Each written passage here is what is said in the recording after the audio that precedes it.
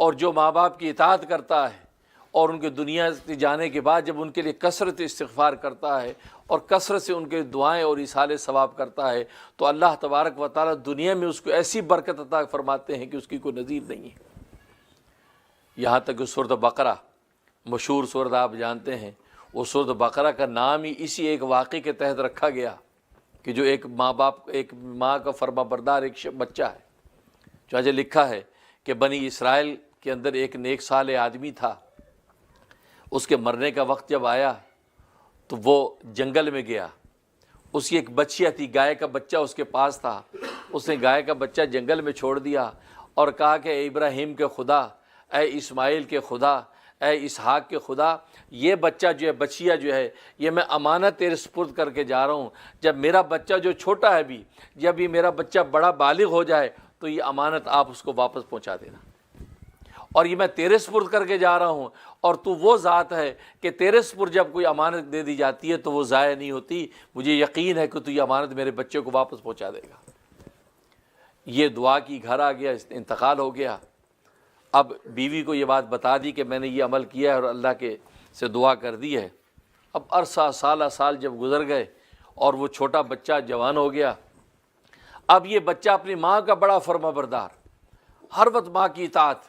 جو محنت مزدوری بیچارہ کرتا، ماں کو بھی کھلاتا، خود بھی گزارا کرتا، اللہ کے راستے میں جو ہو سکتا ہے وہ دیتا،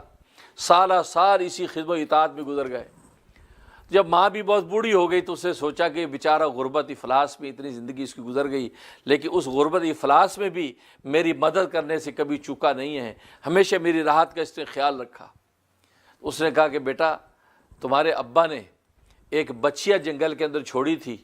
اور اب وہ گبرو جوان ہو گئی ہوگی اور تو بھی جوان ہو گیا ہے، اب وہ اللہ تبارک و تعالیٰ کو امانت سے رکھی تھی، جا تو جنگل میں آواز لگا کہ اللہ وہ جو امانت میرے ابا نے تمہیں دی تھی وہ امانت مجھے واپس دے دے، یہ کہا۔ اور یہ بات کہی کہ وہ جب وہ گائے سامنے آ جائے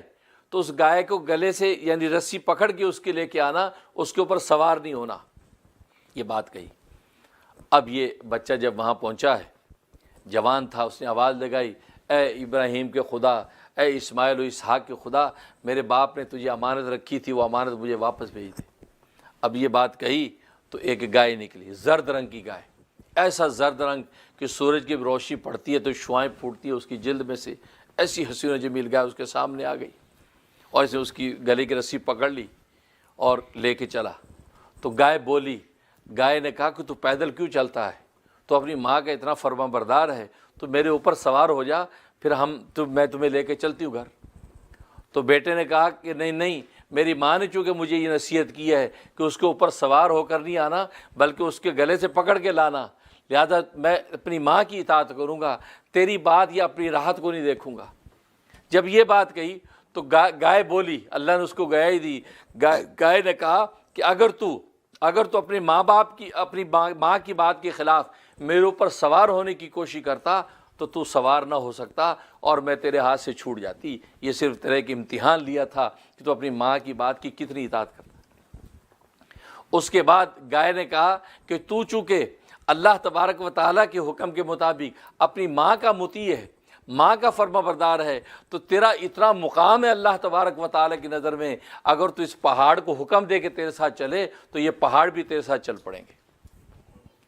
یعنی ماں کا فرما بردار، اس کا مطیع اللہ تبارک و تعالیٰ کے ہاں اتنا اونچا مقام پا لیتا ہے۔ خیر وہ گائے کو لے کے آ گیا، ماں نے کہا کہ بیٹا اس گائے کو بیچ دے، جب بیچ دے گا تو ظاہر ہے کہ اس کے نتیجے میں تجھے کچھ پیسے مل جائیں گے، اس پیسے سے اپنا کوئی کاروبار کو گزر بسر کر لینا۔ اب یہ گائے منڈی میں بیچنے کے لیے جا رہا ہے۔ منڈی میں جب پہنچا ہے، ماں نے البتہ یہ کہا کہ جب تیرا سودا ہونے لگے تو سودے کو پورا مکمل کرنے سے پہلے مجھ سے اجازت ضرور لے لینا کہ کتنی کی بک رہی ہے۔ اب یہ وہاں جب پہنچا تو ایک شخص ملا، کہا کہ گائے بیچنی ہے؟ کہ جی بیچنی ہے۔ کتنے کی؟ کہا 6 درہم کی۔ 6 درہم کی؟ کہتے یار چلو ٹھیک ہے، لاؤ سودا کرتے ہیں۔ تو اس نے کہا ٹھہرو، 6 درہم پہ تم ایگری ہو گئے ہو، لیکن میں اپنی ماں سے پہلے پوچھ لوں، ماں اجازت دے دی کہ تو پھر میں 6 درہم میں تمہیں بیچ دوں گا۔ تو اس شخص نے کہا کہ بات سنو، ماں سے تم نہ پوچھو، میں تجھے 12 درہم دیتا ہوں، ماں سے پوچھنے کا ٹنٹا نہیں کرو، ابھی مجھے 12 درہم میں دے دو۔ اس نے کہا نہیں، تو اگر جو 1000 درہم بھی دے تو میں تجھے نہیں دوں گا جب تک میں اپنی ماں سے پوچھ نہیں لوں گا، ماں اجازت دے دے گی تو میں تجھے دوں گا اس کو۔ یہ کہہ کے واپس آ گیا، ماں کو قصہ سنایا کہ بھی اس طرح گاہک لگا ہے، 6 درہم کی بات ہوئی ہے، اور وہ کہہ رہا ہے کہ ماں سے اگر تم نہیں پوچھو تو میں تجھے 12 درہم دے دوں گا، لیکن میں نے کہا نہیں، میں ماں سے پوچھوں گا، اب اماں تیرا کیا حکم ہے؟ ماں نے کہا کہ ٹھیک ہے، اس سے کرو کہ 12 درہم میں بات کرو، لیکن سودا پورا ہونے سے پہلے میرے پاس دوبارہ آنا کہ 12 درہم میں ڈن ہو گئی بات۔ اب یہ واپس آیا، کہا کہ 12 درہم میں بات کرتے ہیں۔ اس نے کہا 12 درہم میں بات کرتے ہو، ٹھیک ہے سودا پورا کرتے ہیں، لیکن اس نے کہا میں اپنی ماں کو بتا دوں کہ 12 درہم میں بک رہی ہے۔ اس نے کہا تم ماں کو نہ بتاؤ، میں تجھے 24 درہم دیتا ہوں۔ اس نے کہا نہیں نہیں، تو 1000 درہم بھی دے تو میں اپنی ماں سے پوچھوں گا، اس کے بعد میں بیچوں گا۔ اب یہ کہہ کے واپس آیا تو ماں نے کہا کہ بیٹا مجھے لگتا ہے کہ وہ انسان نہیں، وہ اللہ کا کوئی فرشتہ ہے، تم اس سے یہ بات کرو کہ صحیح سے بتا تو کون ہے، اور اگر وہ کہے کہ میں اللہ کا فرشتہ ہوں تو اس سے یہ ایڈوائز لے کہ ہمیں یہ مشورہ دو کہ ہم یہ گائے بیچیں کہ نہ بیچیں۔ اب یہ واپس آیا، کہا کہ آپ صحیح بتائیں کہ آپ کون ہیں؟ کہا کہ میں اللہ کا فرشتہ ہوں۔ کہا کہ ہماری اماں کہتی ہیں کہ آپ ہمیں یہ مشورہ دیں کہ اس گائے کو ہم بیچیں کہ نہ بیچیں۔ تو فرشتے نے کہا کہ نہیں، گائے کو نہ بیچو، ابھی اپنے پاس رکھو، وقت آئے گا اس کے بکنے کا، اس وقت بیچنا، اس وقت تمہیں نفع ہوگا۔ اب وہ واپس آ گیا، گھر میں رکھ لی گائے۔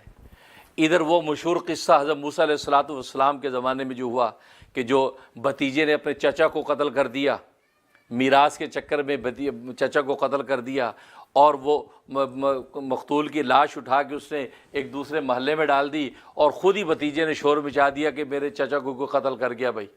مقدمہ حضرت موسیٰ علیہ السلام کے دربار میں چلا گیا، آپ نے کہا کس نے قتل کیا؟ بھتیجا کہتا پتہ نہیں کون قتل کر گیا، اور یہ دیکھو لاش اس محلے میں ہے، یا اس محلے والوں سے پوچھو کس نے قتل کیا۔ اب وہ تحقیق و تفتیش شروع ہو گئی، یہاں تک کہ اللہ تبارک و تعالیٰ سے موسیٰ علیہ السلام نے جب سوال کیا، جو سورہ بقرہ میں تمام وہ آیات موجود ہیں، اللہ سے پوچھا تو اللہ نے کہا انہیں کہو کہ فذبحوا بقرہ، ایک گائے ذبح کریں، گائے ذبح کریں، ذبح کر کے اس کی ران کی جو بوٹی ہے وہ اس مردے کو لگائیں تو مردہ زندہ کھڑا ہو کے قاتل کو خود نام بتائے گا۔ اب انہوں نے کہا کہ اچھا،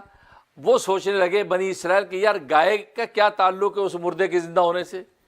گائے کو ذبح کرو پھر اس کا گوشت لگاؤ زندہ ہوگا۔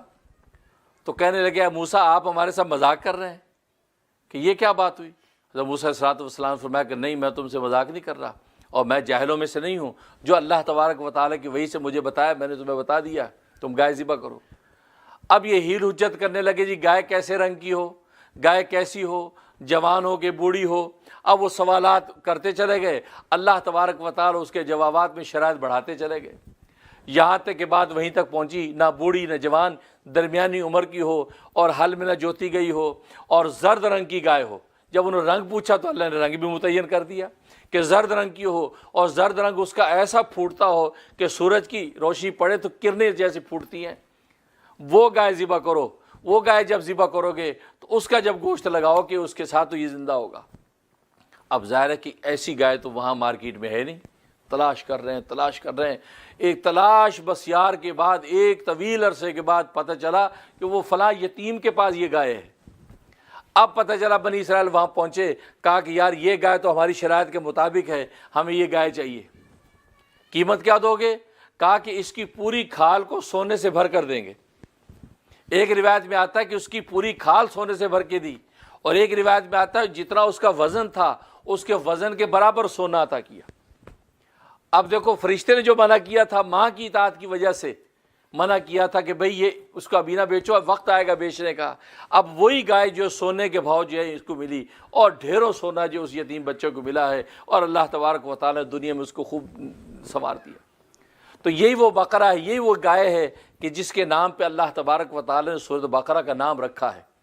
اور یہ ماں کا مطیع جو بچہ ہے کہ جس بچے کو اللہ تبارک و تعالیٰ نے ماں کی اطاعت کے نتیجے میں اتنا بڑا دنیا کے انعام عطا کیا۔ پھر اس کے بعد گائے کا جو پارچہ مارا گیا، اس میں بعض روایتوں میں آتا ہے اس کی دم ماری گئی، بعض نے کہا اس کی بونگ کی ہڈی جو ہے وہ اس کی وہ ماری گئی، بعض نے کہا اس کی زبان ماری گئی، تو وہ ماری تو مردہ زندہ ہو گیا، اور کھڑا ہو کے اسے فوراً بھتیجے کا نام لے دیا کہ میرا بھتیجا قاتل ہے۔